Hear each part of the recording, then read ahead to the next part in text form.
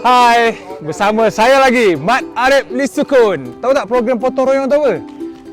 Program untuk mengkasihkan atau sunat kucing dan anjing anda. Korang nak tengok tak apa kat dalam? Tunggu apa lagi? Let's go!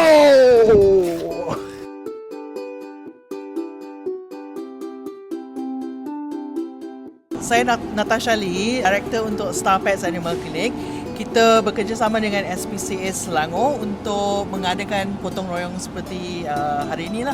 Apa syarat-syarat untuk kita patuhi sebelum kita hantar haiwan ni? Sebelum dibandulkan lah. Bila kita buat surgery, kita cuba pilih haiwan yang sihat. Sebab kalau dia sakit, mungkin ada complication yang berlaku semasa surgery.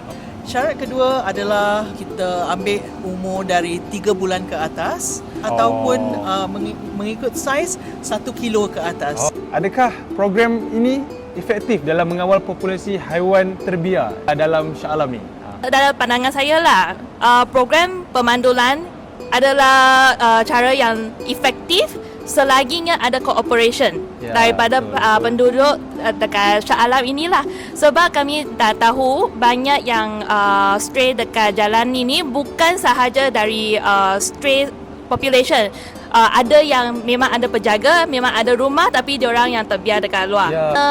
Rajin nak buat pemandulan ini supaya populasi tak ada lagi bertambah. Macam mana akak boleh dapat informasi pasal program potong royong ni? Saya dapat info ni daripada kawan-kawan jugalah. Sebab kawan-kawan pun ramai yang aktif rescue kucing.